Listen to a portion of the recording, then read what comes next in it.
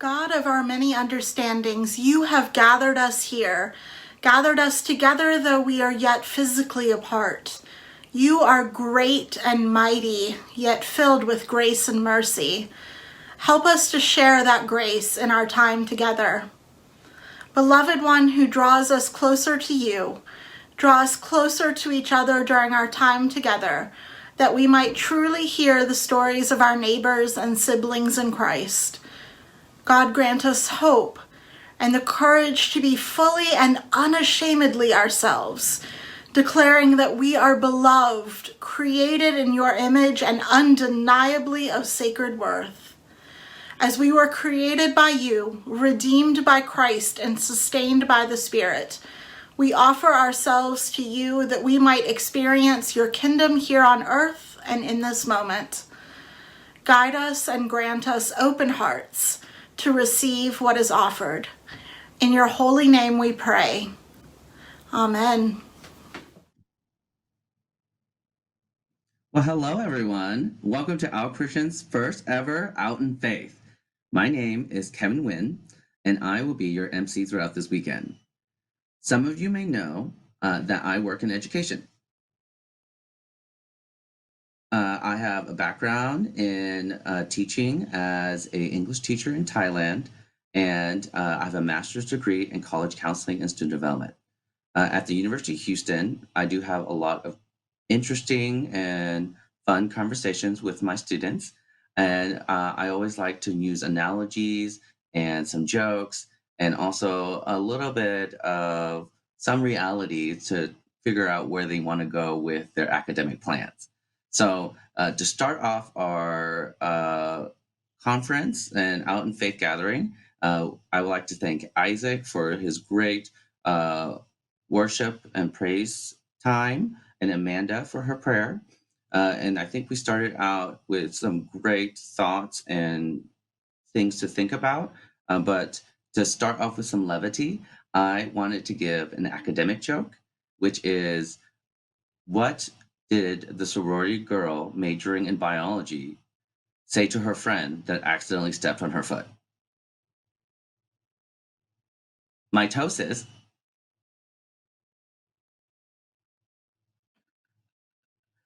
And so I hope you enjoyed that. A lot of my students and their parents want to make sure that they get the most out of their academic plan and their degrees so that they can be cost efficient and also be ready for the adulthood and real world.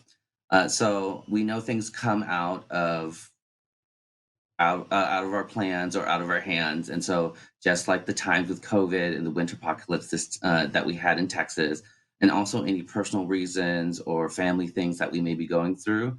So sometimes these obstacles and setbacks can be discouraging. And I wanted to give a little quick geometry lesson where I tell my students, sometimes we are set back and we want to cut corners and expedite our graduation plan, or sometimes even some of my students get so discouraged they want to drop out. But I tell them, if you cut enough corners, do you know what you get?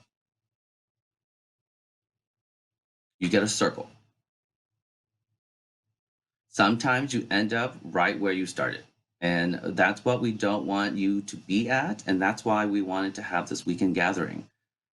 So with us in the Out Christian community, we are a community focused on implementing and helping connect with others with an LGBTQ affirmative and corresponding and helping complementing Christian faith. And so we have a great weekend lined up for some fantastic speakers. We've got some performers and some opportunities for you to dialogue and engage with one another. And we hope that throughout the weekend, you're able to feel fulfilled and refreshed. Now, we know this is an online event, and that likely that a lot of us has been zoomed out, tired of screen time, and really just need to disconnect. But I think this is more why the reason why we have our event today. It's going to be a little different. We're going to have a great event platform called Huva. If you haven't signed up yet, you should get an email. You can check a lot of different areas to connect with our speakers, with other attendees, and with even our Out Christian board of directors.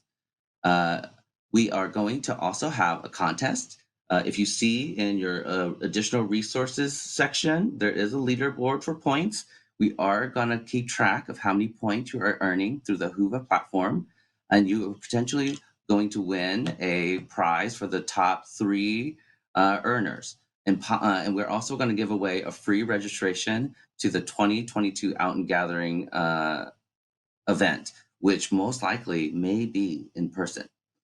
You can track your progress and throughout the Whova platform online through your app or on your computer. We also encourage you to visit the social lounge during the breaks and during and before and after sessions. It's a really fun and interactive environment that lets you move around and connect with people. This will also be where our roundtable discussions will be held during the breaks. We'll also have a trivia night tonight. Just look out for the Out in Faith lounge link on the left side menu to connect over our session once our session is finished. There's also a lot of other great resources like our agenda, attendee guides, and then our team has spent months working tirelessly to put this together. So we want to make sure that you're having a fulfilling and memorable experience. So we invite you to the challenge and to be engaged. It's a smaller event allowing for greater opportunity for meaningful connection and conversation. So take advantage of the breaks and participate in anything that you can. Engage with our presenters. We have a Q&A chat right into the box on the right. All of this is designed for you to feel plugged in and part of everything taking place over the next 3 days and to have fun. We truly believe you'll have a great time this weekend, so let's get started. Our first speaker of the weekend is an award-winning writer, speaker, and advocate. Jamie Bruesehoff is an openly queer woman married to a Lutheran pastor and mom to 3 spirited children, including a 13-year-old transgender daughter. She is passionate about sharing her family story because she believes our stories are bridges to understanding, compassion, and celebration. Jamie advocates for the LGBTQ youth and adults, creating opportunities for learning and conversation in our schools, in our churches, workplaces, and beyond. She works on a local, state, and federal level for policy changes that protect and support LGBTQ people of all ages.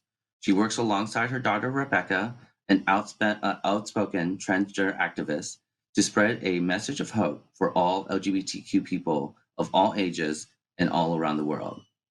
Their work has been featured by media outlets and organizations all around the world, including Good Morning America, NPR, British Vogue, Teen Vogue, The Advocate, and Good Morning Britain. Most recently, Jamie and her family were seen in a Marvel's Hero Project, a Disney Plus docuseries, The Mighty Rebecca. She was making one of her first reveals as the first transgender superhero. Jamie is still figuring out what it means to be a parent of a Marvel superhero, but she knows it still includes bugging them to do their chores and maybe their homework. Jamie has degrees in religion from Gettysburg College and the Lutheran Theological Seminary in Gettysburg. In her free time, you can find her playing in the woods and climbing mountains with her family, embracing her inner mama bear. Jamie strives to live and lead with love, grace, and courage. So please welcome Jamie Bruesehoff. Mom, I want to wear a dress for Easter. My 8-year-old blurted out this declaration with a mix of excitement and uneasiness. Sure, wearing a dress for Easter might not be a big deal for many kids and many families, but it was a moment and a decision that I'll never forget. Let me back up a minute. When this child was born, everyone said, "It's a boy," and not knowing otherwise, we went with that. It took us some 8 years to figure out how wrong we were. It's not that there weren't clues. Oh, there were clues. Over the years, this child was always drawn to typically girly things. Her favorite color was pink from the time she could tell us. She loved to paint her nails and play dress up. When she was 3 years old, she was cast as a bird in the preschool play. Well, she wanted to be a pink bird. We thought tropical and went with it.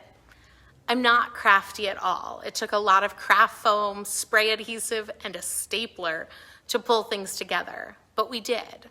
We topped it off with some pink Halloween spray, and she was radiant. She couldn't have been happier. Well, you should have seen our faces, my husband and I, as we sat in the pews of the church where the preschool play was happening and realized that when they said bird, they meant seagull. You know, the ones you see at the beach that are definitely not colorful? There stood our bright pink little bird next to all the other children in their gray and white. But really, that fit her perfectly. We learned over the years that our child was what psychologists call gender nonconforming, gender creative.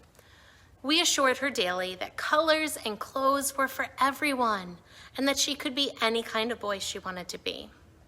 At 5 years old, all of her friends were girls. By 6, her school notebooks were covered in hearts and peace signs and girls rule written across the front. At 7, she wanted to go shopping and pick out her own clothes, but there weren't any in the boys section that she liked. So we braved the girls section of Target, where my kid's heart sang as she oohed and awed over all the options. The sparklier, the better. She was completely oblivious to the stares we were getting. We'd been down this road, navigating the murky territory of supporting our outside-of-the-box kid in a shove-you-in-a-box kind of world. And every time we had the conversation, the outcome was the same. The world may not be kind, people may not understand, but letting our children unapologetically show up as themselves was how God calls us to parent. It was always a yes. To the nails, the shoes, the dance classes, the clothes, yes. Be any kind of boy you want to be. And that brings us to Easter. At this point, she had learned the word transgender and said, wow, maybe that's what I am. We were exploring and listening. We were still using male pronouns and her birth name per her choice. But our world was just spinning and we were trying to keep up. Mom, I want to wear a dress for Easter. It has always been a yes. Be any kind of human you want to be. But this time was different. This was the first time she'd asked to wear a dress besides the dress-up clothes we kept in the playroom. And it was to church. And it was Easter Sunday with all the extra people who show up twice a year. And did I mention my husband was the pastor? Yes, my husband was the pastor of our small congregation in rural conservative New Jersey. Now I get rural and conservative in New Jersey doesn't mean what it means elsewhere, but it still means something. There were cows in my backyard. While our congregation had quietly supported or at least gotten used to our child's gender nonconformity, we didn't know how they'd respond if our 8-year-old kiddo showed up in a frilly Easter dress. We didn't know how we'd be able to keep our kids safe, how to navigate questions, how to run interference on such a busy, stressful, crowded Sunday. And so, we said no. We said, we know this is who you are, we see you and we love you, but we just need you to wait. We basically told our kid, I'm sorry you can't show up on Easter Sunday to church as yourself.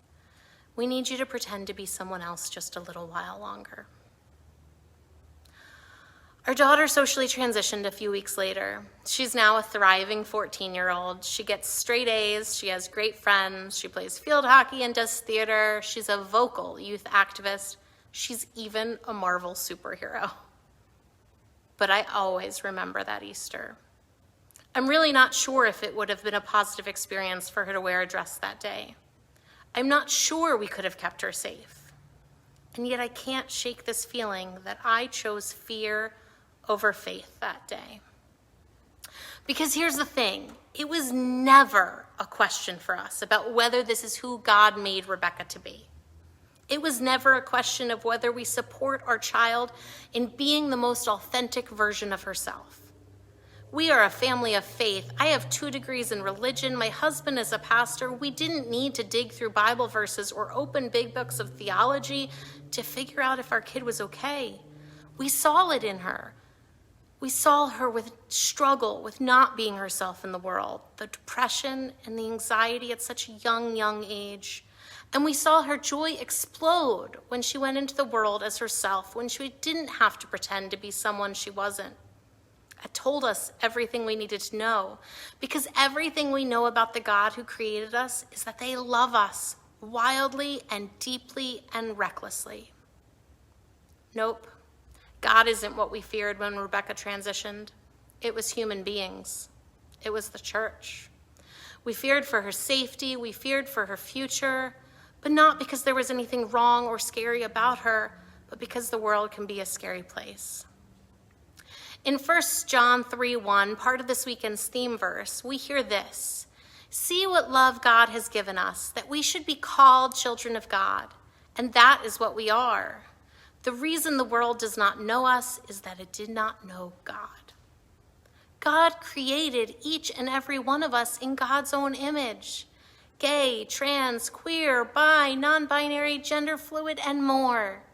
And when we figure that out authentically, when we realize deep down in our bones that being who we are, gay, trans, queer, bi, non-binary, gender fluid, and more, is a reflection of God's own image, then we have learned something about God that the rest of the world didn't know before, something unique to this community and what it means for God's kingdom in the world. When my daughter transitioned, when I got to know her authentic self in this new way, loud and clear, I learned not just about her, but about who God is and what God calls us to be as God's children. My daughter taught me what it meant to love the person in front of me for who they are, not what I thought they were or expected them to be. My daughter made me a better parent and a better person. I'm pretty sure God is like that too. She showed me what it looked like to choose faith over fear. When Rebecca was 11 years old, we had the joy and honor of speaking at the Evangelical Lutheran Church in America, our particular flavor of Lutherans, youth gathering, in front of 31,000 high school youth and their adult leaders. We shared our story, and Rebecca shared her hope for the church and the world. She declared that God does not make mistakes and that she was created to be exactly who she is. 31,000 Christians on their feet in applause for an 11-year-old transgender girl declaring her truth was a sight to behold. It was hope. The impact of that moment still brings me to tears. Young people who saw a church that was ready to welcome them as they are. Pastors who, in seeing their young people applaud Rebecca, felt safe enough and brave enough to come out to those young people. Youth who came out to their pastors on the bus ride home. Parents who saw their own child with new eyes, having had their hearts opened. But the impact was also much more personal for me. At the event, the convention center was filled with activities and opportunities for the participants to learn and grow in their faith. Everything from world hunger to immigration to learning about worship and more. Reconciling Works is an organization that works for LGBTQ inclusion in the Lutheran Church. And they had a booth set up with a whole bunch of different flags for different identities. There was the LGBTQ pride flag, the trans flag, non-binary, gay, lesbian, ally, and more. It was beautiful. Walking by, you'd see young people grabbing their friends and pointing to their flags, taking selfies and posting them with the hashtag. It was a space filled with joy and affirmation. On our last day there, before we were flying home, my daughter said, "Oh, we have to get my picture with my flag today." Great, absolutely. And then she added, "And you can get your picture with the ally flag." Somehow in that moment, it hit me differently. And instead of saying, "Of course," like I would have said all of the days prior, I said, "That's not my flag." She said, "What?" "That's not my flag." She was confused. As far as she knew, I was cisgender. I am. "But you're married to Daddy," she said. I watched the wheels turn in her head as she thought it through. "Oh, but you could still be bi or pan or probably a lot of other things." Yes. I told her I was bisexual, and a beautiful conversation followed. We talked about identities and assumptions, biphobia and bisexual erasure. We went back to those flags and proudly took our selfies. I had never told anyone besides my partner that I was bi. I had never claimed the label queer. I had been afraid that there wasn't a place for me in this community, that I wasn't queer enough, or that I didn't deserve to take up space as my full self. I'd spent all this time celebrating who my kid was, standing on stages in front of literally 30,000 people, supporting her, rooting for her, celebrating her deep authenticity. And yet there I was, not seeing myself. When we talk about the magic we saw after Rebecca transitioned, we often say she no longer had to pretend she was someone she wasn't. Well, how many of us have done that? How many of us are doing that, pretending we're someone we're not? Maybe not with our queer identity, but maybe it's dulling our personality, quieting our laugh, not pursuing our dreams, or not showing up fully and honestly in our relationships. Not asking for what we need or saying aloud what we want. We're so scared that we're not enough or too much or we're all of it all at once. We all have our stuff, our places where we feel especially raw and vulnerable, the external expectations that we cling to because we're scared of what might happen if we said no. It's lifelong work, deciding who we are, continually becoming the youest version of you and being that person in a world that usually thinks it'd be more convenient if we were more this or more that. It's work, hard work, but it's also holy work. Not the work that it takes to hide who we are, but the work that it takes to be exactly who God made us to be. Remember, the youest version of you was made in God's own image. We all have our stories. We all have our theologies, our perspectives are unique, and our experience is vast. It's funny when people use these identities of ours to lump us together. Christians say this, gay people are like this, queer people do this. Whenever I share our family's experience as a way to help teach straight people mostly, I say over and over again, if you've met one LGBTQ person, you've met one LGBTQ person. We're not a monolith. And the same is certainly true for Christians. But we share this in common. We have claimed these two identities, LGBTQ and Christian, for ourselves. Maybe your language is slightly different. I respect that. But follow me here.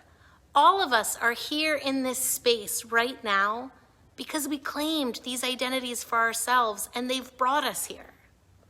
It doesn't matter if you've just claimed them quietly to yourself or if you've proclaimed it to the world. These identities matter. They matter for us as individuals and as a community, and they matter to the world. When young kids like Rebecca transition or come out at 8 years old or 10 or 6 or whenever, cis straight adults say things like, well, how can they know? At that age, I didn't even know what I wanted for dinner, let alone anything about who I was. They don't usually like it when I say, yup, and these kids know themselves better than most adults I know. Whether we come out when we are very young or not so young anymore, we understand authenticity in a way most others don't, because we've fought for it, and we continue to fight for it. We fight to be exactly who God intends us to be in the world. We fight to be the beloved child of God we were created to be, whether the world knows it or not. We love the God who created us because that same God loved us enough to make us part of God's extraordinary creation. And because we love God, this great, mystical, awesome, powerful, loving God, we can love the image of God that exists in our own identity, our own great, mystical, unique, lovable identity. And because we love God, this great, mystical, awesome, powerful, loving God, we can love the image of God that is reflected in the people around us, the unique, amazing, lovable people all around us. God created us to be who we are. God wants us to show up fully as ourselves, because the more we live into our identities, the closer we are to the image God created us in. When we show up in all our uniqueness, we are stronger, we are more vibrant, and the body of Christ is more fully present. We come back to our verse in 1 John. See what love God has given us, that we should be called children of God. And that is what we are. The reason the world does not know us is that it did not know God. Without Rebecca, there's a part of God and my faith I wouldn't have known. Without us, the Christian community is missing part of God's identity. We were made in God's image. We are queer, God's queer. We are trans, God's trans. We are gay, God's gay. Without us living out loud and loving out loud, no one gets to know those parts of God. A few years ago, I worked with a group of teenagers in New Jersey who wanted to talk about how the church walks with LGBTQ youth. We went to work. After a year of planning, 120 people from ages 7 to 70 showed up on a snowy day in March for the first ever Faith, Hope, and Love, an event aimed at creating safer and more welcoming faith spaces for LGBTQ young people. If I had to pick one, my favorite story from Faith, Hope, and Love is Tor's. Tor was a teenager who had helped us start the event, and I share this with their permission. They told their story at the second event we ever had. They had been raised in the church. They did it all: Sunday school, confirmation, youth group, they were in it. And their church was a nice enough church. As they got older, Tor began to wonder about their sexuality. And as a church kid, wondered what the church thought about that topic. The problem? Their church had never said anything about LGBTQ people. They'd never said anything bad, but they'd never said anything good. They'd never said anything at all. So as a young teen, Tor didn't know what to do. So they went to Google. As you can imagine, Tor came up with some really harmful theology and was left feeling like there was something wrong with who they were. Eventually, years later, Tor ran into a pastor at a youth event, an out lesbian pastor. Tor's mind was blown. The pastor quickly became a mentor to Tor, and so began Tor's healing. We've all heard stories of the harm the church has done to LGBTQ people. Heck, we've felt it. But what Tor said next has become something I carry with me daily. Tor told the folks gathered at that event from every demographic that it wasn't enough to not say anything negative about queer people. Tor implored them to love a little louder. That means say it, celebrate it, sing it. LGBTQ plus lives and bodies are whole and holy. Queer lives are whole and holy. Trans lives and bodies are whole and holy. We are made in God's own image, and without our joy, our fire, our sass, our snark, our trauma, our whole selves, the body of Christ is missing something. That event has grown every year since. Even when every other New Jersey event in our denomination was seeing numbers of lower participants. It grew because people were seeing the body of Christ in action. It grew because people were seeing pieces of God they hadn't known before. It lit their hearts on fire, and they were left not only wanting to do better by LGBTQ young people, but by wanting to be the truest version of themselves, for the sake of themselves, for the sake of the church, for the sake of the world. We have this superpower of holding in tension our deep love for our faith and an understanding of Jesus' message of love and justice, with a deep and visceral understanding of the harm done by the church. We are in a unique position to hold Christians accountable while letting our brightest light shine. When we show up as who God made us to be, lives are changed. I never want to put the weight of change on the community most desperate for it, but this is about changing our own lives and the lives of those around us and the whole freaking world just by being who we are. Live out loud, love out loud.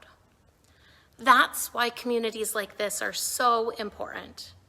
I know we're not together in person, and I know we yearn for that, but I'm so grateful to the work of Out in Faith to gather us, to create community, and to provide opportunities for fellowship.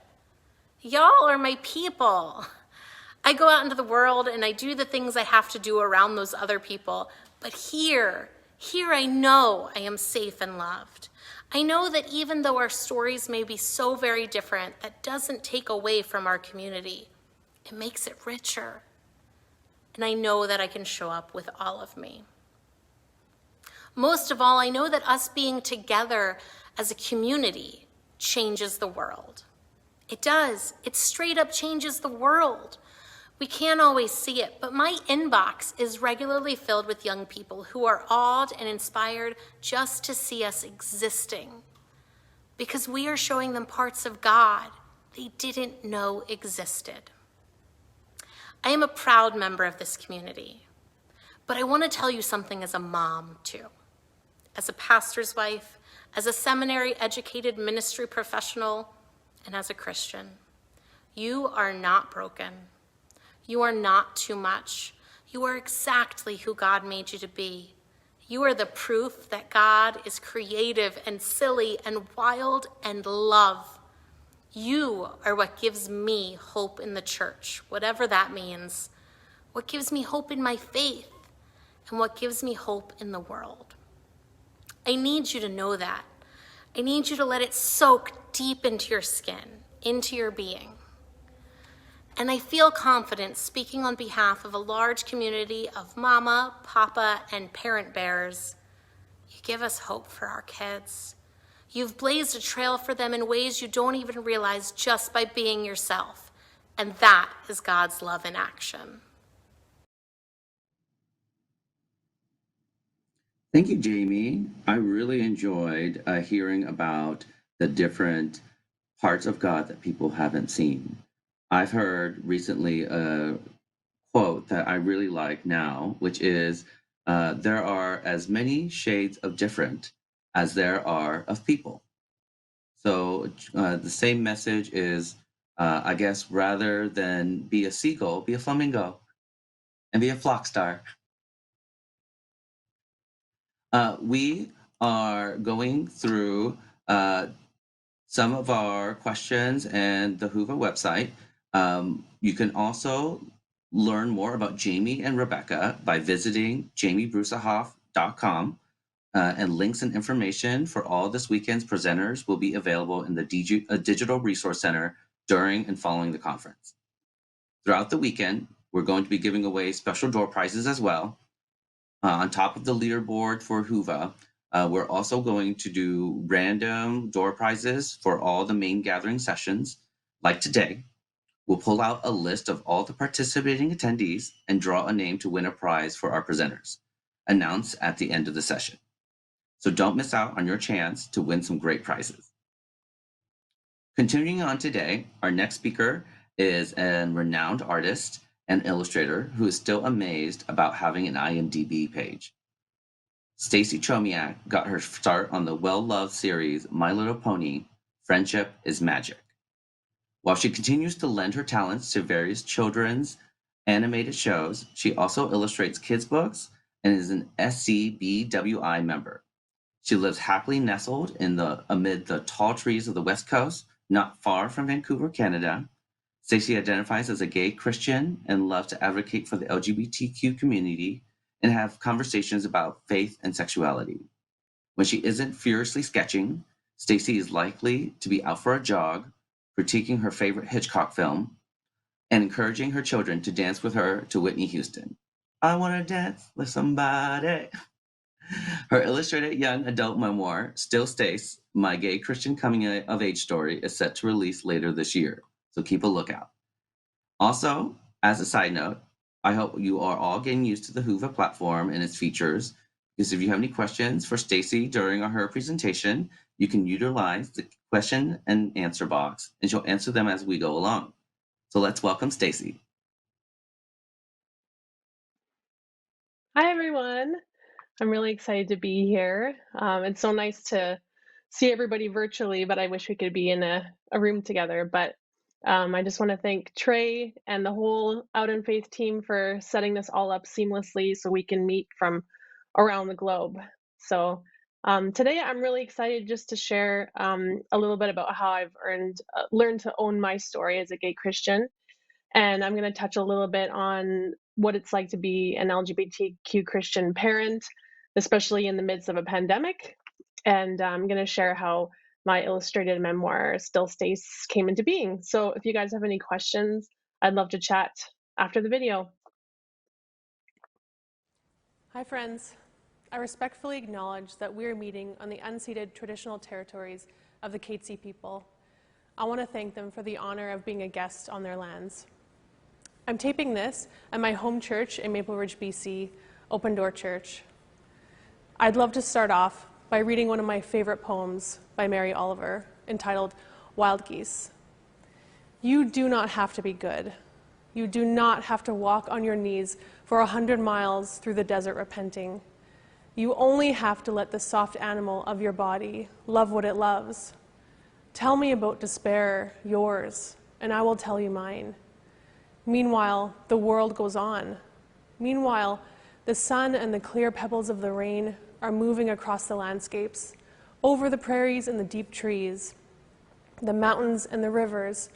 Meanwhile, the wild geese, high in the clean blue air, are heading home again. Whoever you are, no matter how lonely, the world offers itself to your imagination, calls to you like the wild geese, harsh and exciting, over and over announcing your place in the family of things. To me, this reads like a proclamation, like a prayer, like a celebration. When I read this, I want to fall to my knees with relief. I've continued to visit this beautiful poem through tough times, but especially in these tenuous COVID times. These words bring deep relief to my soul. You do not have to be good? What? That is a startling statement to me, even as I read it today. What does it mean? As a lesbian Christian, as a married lesbian Christian who's been out for 10 years and has 2 toddler-aged kids, I don't have to be good? Oh, but my evangelical roots threaten to get all tangled up in that sort of statement. Because I grew up believing I had to be good. Oh boy, I believed I had to be so good, good enough to get into heaven. I believed Jesus loved me, but mostly when I was being good. When I wasn't swearing or gossiping or listening to secular music, no, Jesus was not a fan of Alanis Morissette. I had to always do the right thing. And for the most part, growing up in my middle-class evangelical home, getting good grades and venturing out to mainly church events, I was super good. Jesus was in my corner for sure. I was really good at being his smiley example to all my non-Christian friends. Come on, guys, sin's not that hard to avoid. That is, until my mid-teens. Oh, shoot, is that a girl I have a crush on? Oh, dang it. No, Jesus definitely didn't love me when I started struggling with homosexuality. I had to be good. This was very, very bad. From a really young age, I had this dream or wish or feeling that God would use my life or my story for something good. Not necessarily something grand or big or important, but just something good. Even if it was just to help a couple people. This feeling inside was something I couldn't describe, but I also couldn't ignore it. I never really told anyone about it. It was like this soft little song that played inside of me. And when I was alone and still, I could feel this hopeful melody rise up. I wanted to be used by God. I wanted to be good. I didn't want to struggle with liking girls. How could my life be used for good if I wasn't good? You do not have to be good. You do not have to walk on your knees for 100 miles through the desert repenting. Yeah, I realize now, having recently turned 40, that no, I didn't have to do that.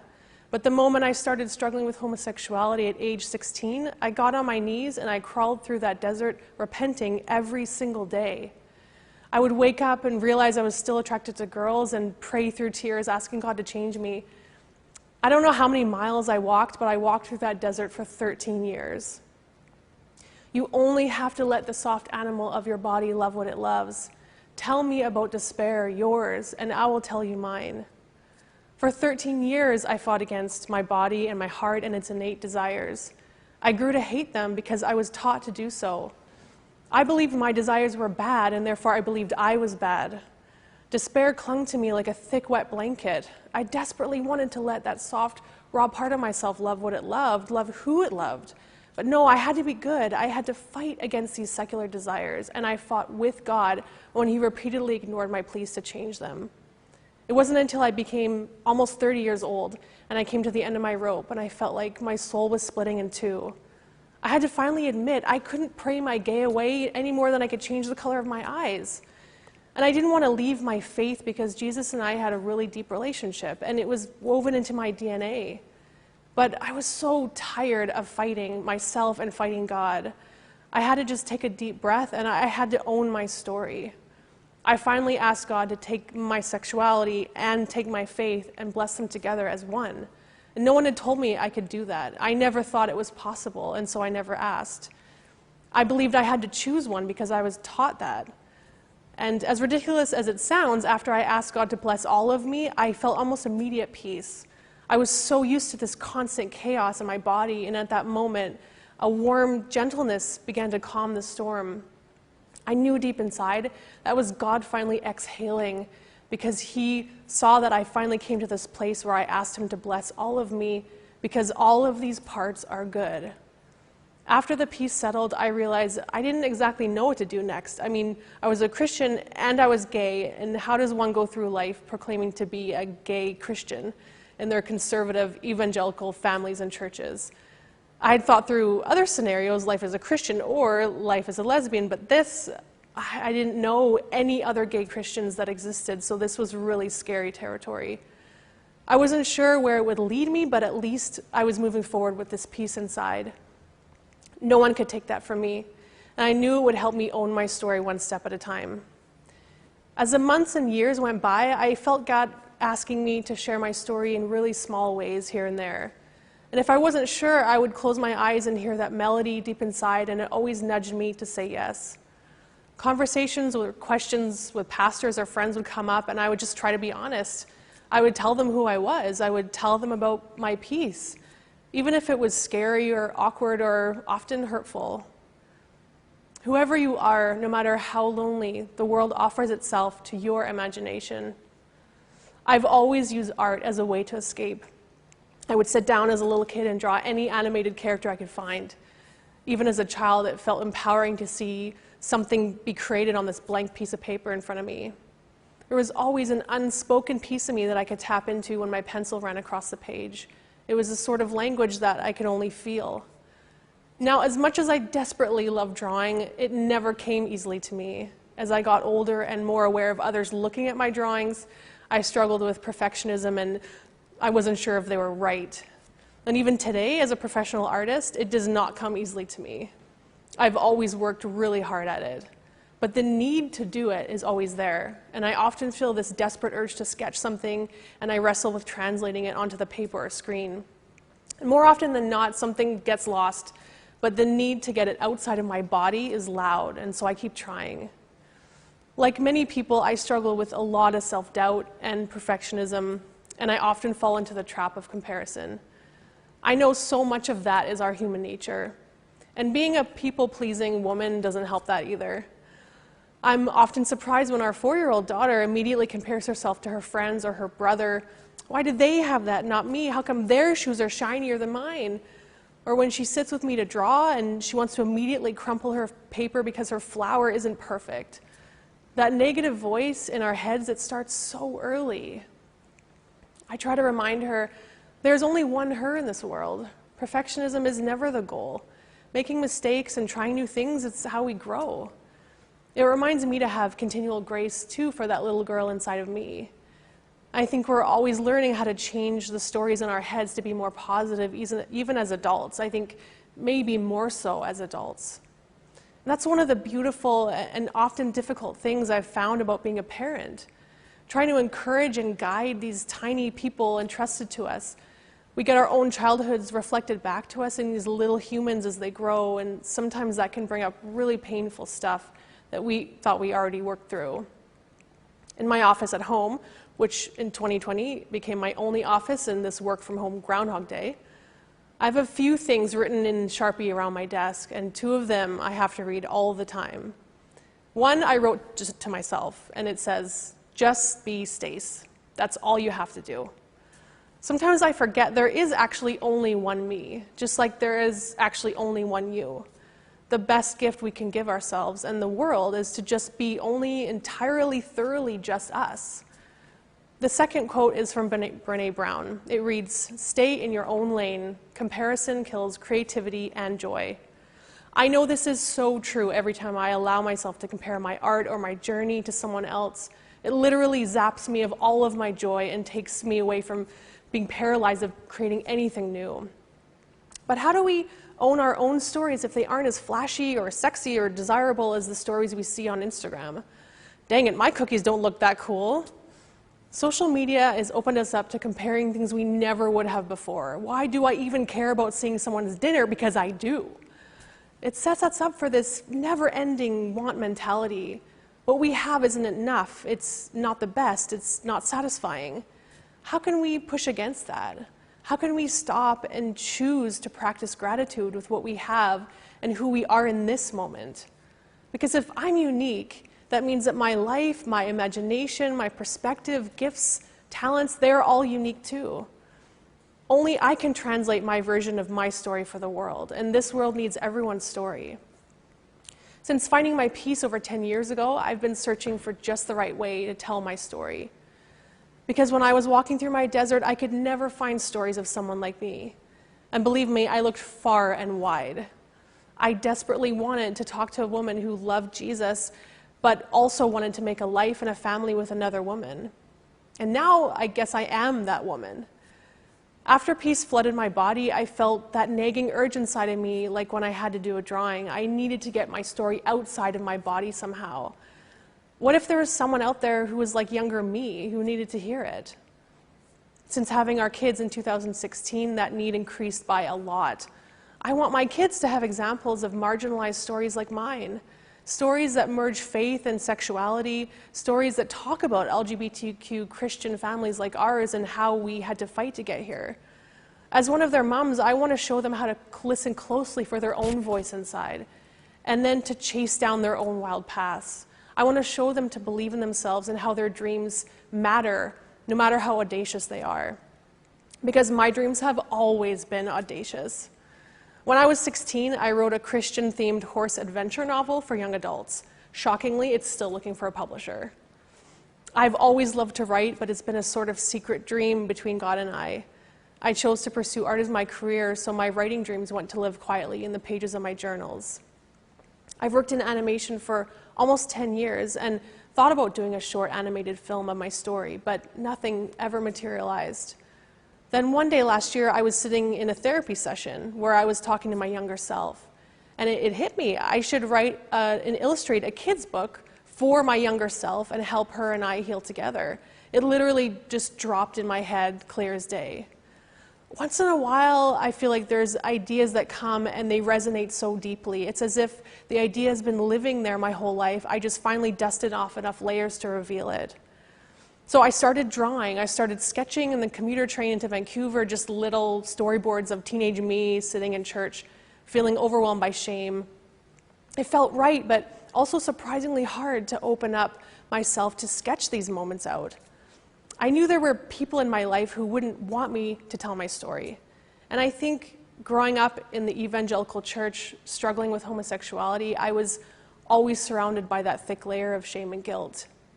The message was, if I was going to struggle, then please, by all means, do it quietly. Don't draw attention to it. And here I was, literally drawing attention to it. This felt scary. But if I'm honest, it felt like the kind of scary when you're at the top of a roller coaster. I knew I was in for a wild ride, but I knew there was no turning back. I was supposed to do this. I didn't know if it would go anywhere, but I knew I had to listen to that gentle song deep inside. Within a couple weeks, I had finished maybe 3 or 4 illustrations, and I had a manuscript of about 1,200 words, and I titled it, Dear Younger Gay Me. I had envisioned it like a picture book that my kids could maybe one day pick off the shelves. And normally I struggle to find the right style of illustrations, but for this, it came really easily. Younger me was really itching to get outside onto paper. I never had any experience with publishing, but I knew some artists in animation who had illustrated kids' books, and I knew they had agents. An agent seemed to be a big piece of this puzzle. But I heard getting an agent to represent your work was really difficult and can take a while. But I thought, why not try? I Googled agents who would be looking for LGBTQ kids' stories, and I sent out a few emails. I think I sent them out like on a Thursday evening. And the next morning, I had an email from an agent in New York City who wanted to talk to me that morning. He was really enthusiastic about my work, which took me by surprise. I thought it was really rare to get a response so fast, so I was just going to sign with him. But while we were on the phone talking, I heard from another agent who also wanted to talk with me. I remember reading that second email and running over to my wife Tams and saying, like, what is happening? And she just smiled and she said, yeah, I had a feeling. I talked with the second agent that afternoon, and given her passion for queer stories and her promise to take good care of mine, I decided to sign with her. We hit the ground running, working on the manuscript and getting a formal proposal ready to send out to publishers.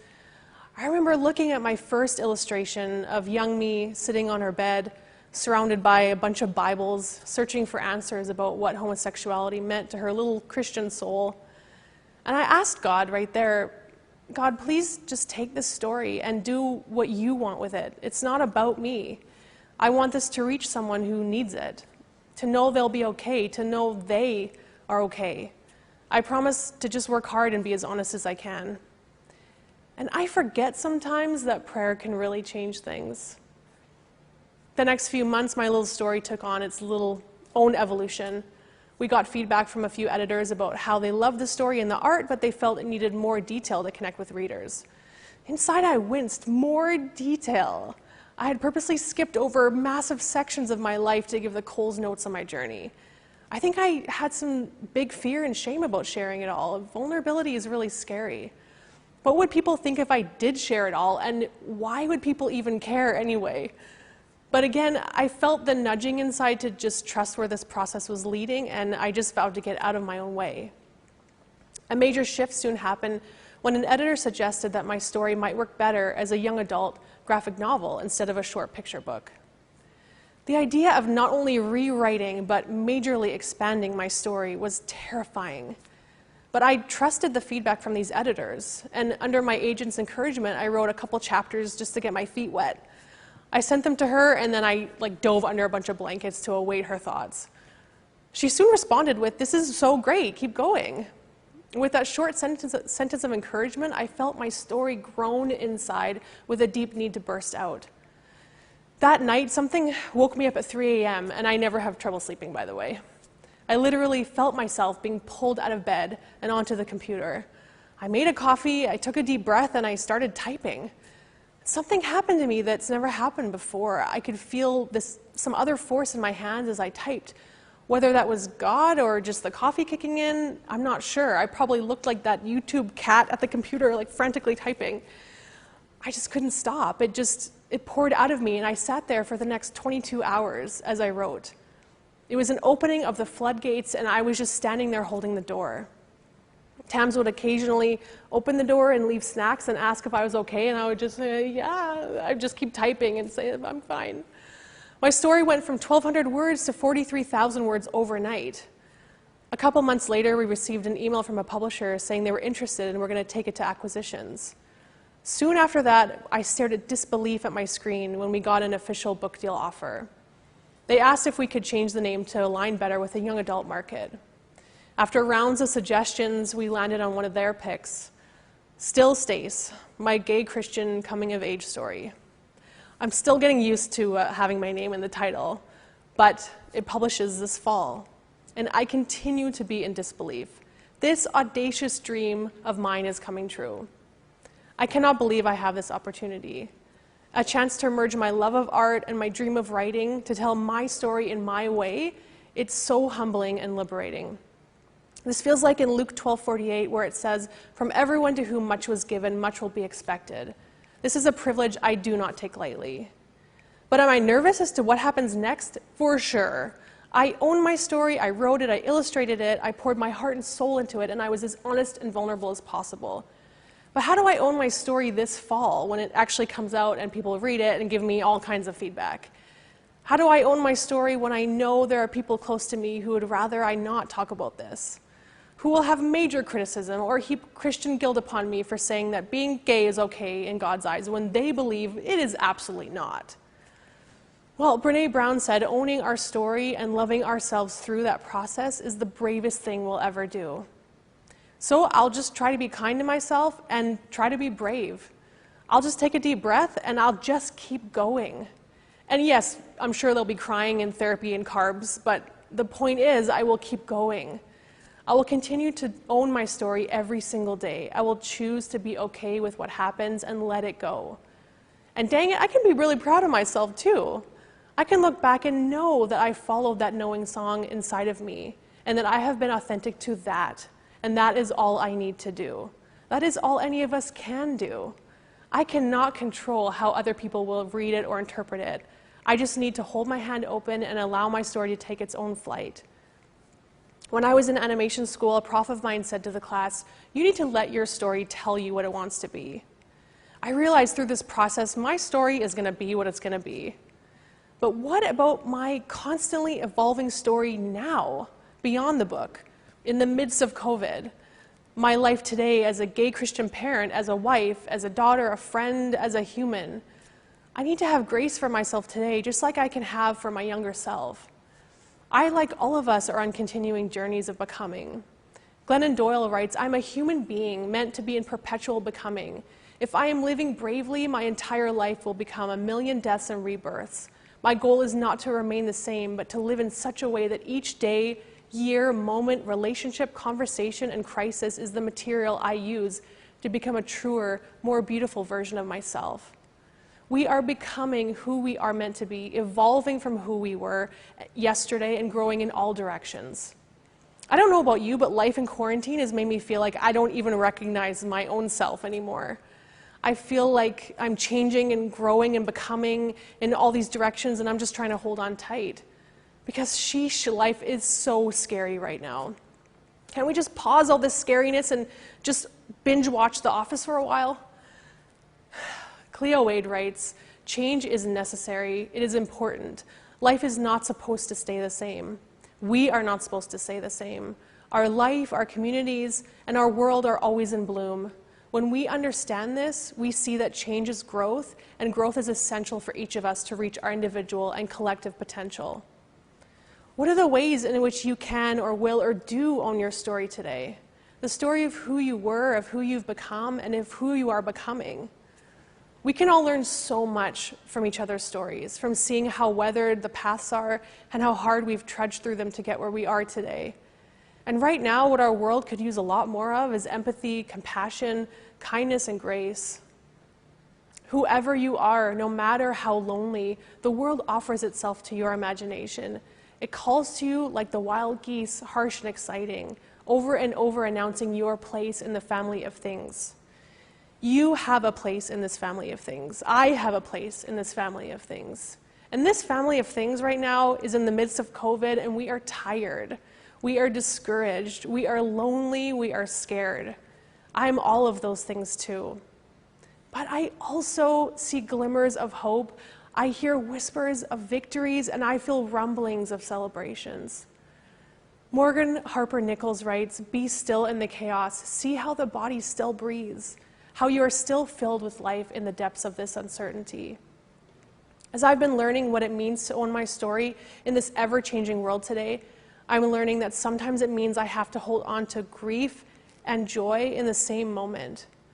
I can choose to belly laugh at my kids dancing while also being terrified how long COVID will go on for, or what happens if one of us gets really sick.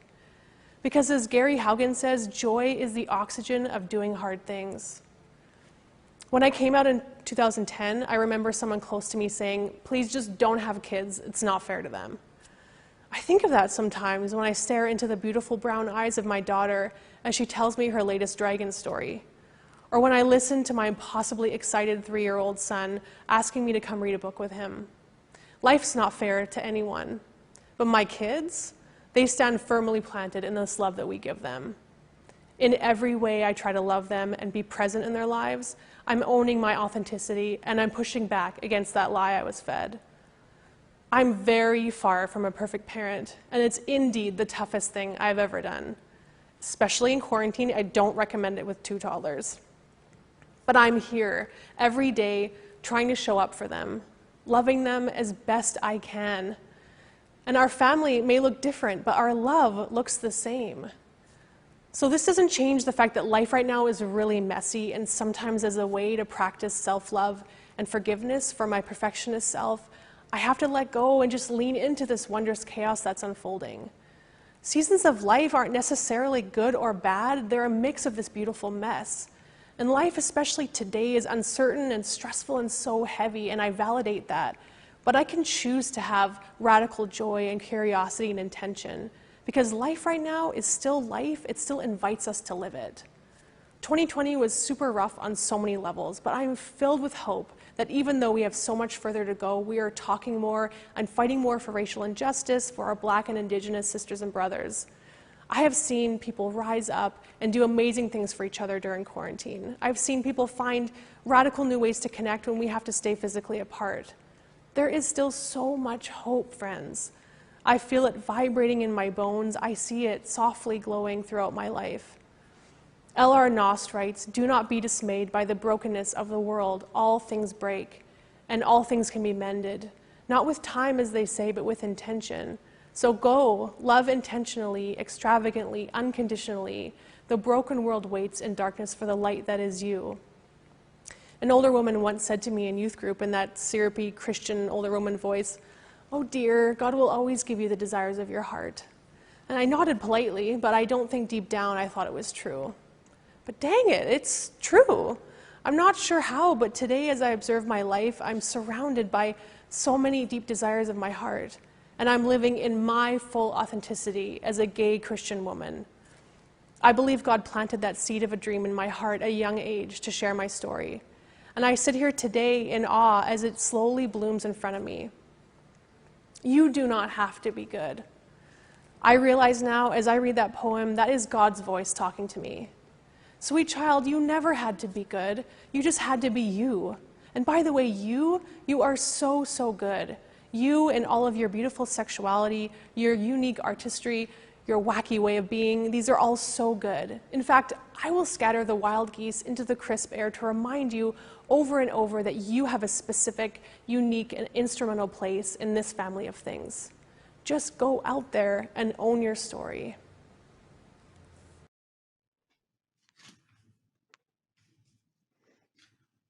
Thank you, Stacey. I think we're going to have a couple of questions that I saw. You said in your video that vulnerability is scary. So what surprised you about owning your story and writing and illustrating your book?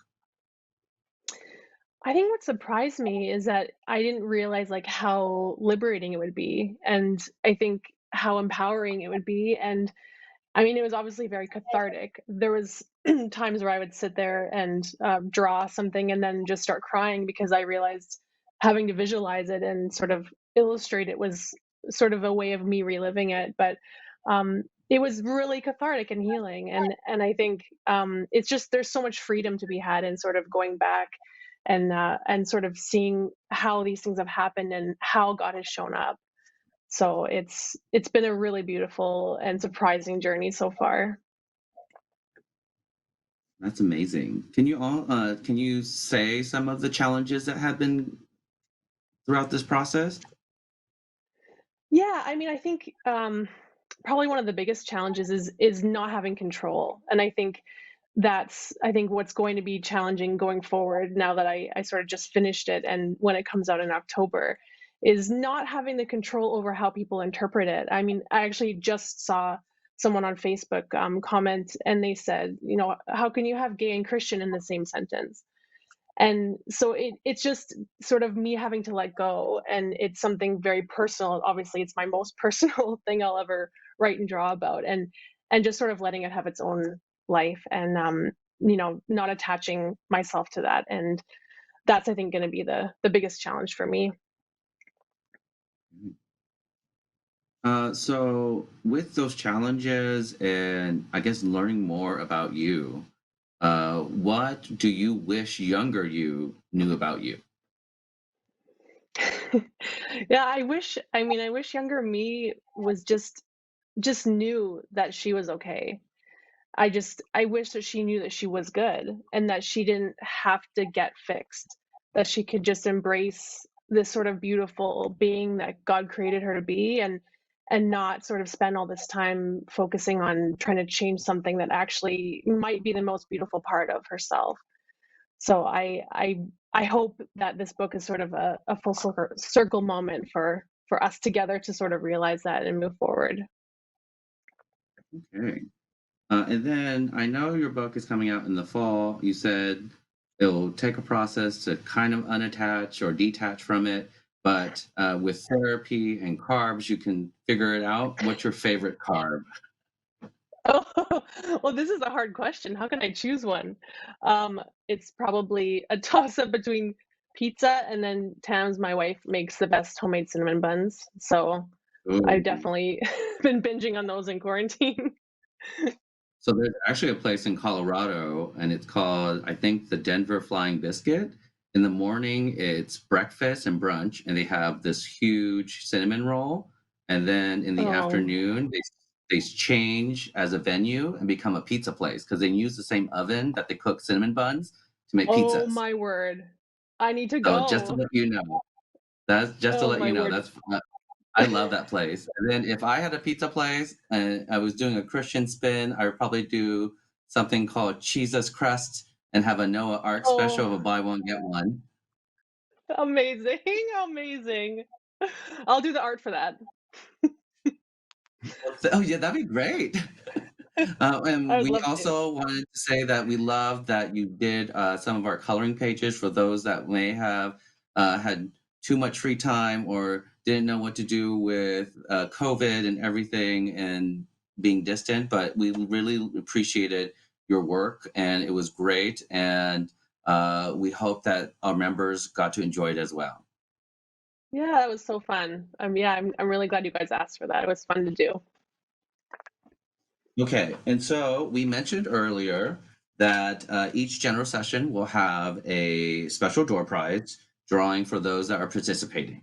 So our first prize today will be Mr. or them is Kelvin Koenig. So congratulations. We'll reach out to confirm about your prize next week. This brings us to our first break.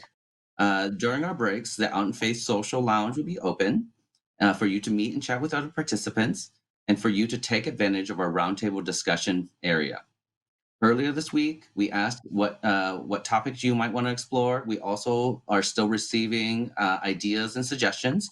So if you want to have anything to talk about or any specific areas that you want to look in, please use that a platform. And don't forget to check out our community section of the event app to participate in meetups and other gatherings. So if you have any questions, please feel free to contact the Out in Faith team and check back here. And we'll see you back here for a panel discussion at 5:30 p.m. Eastern Time.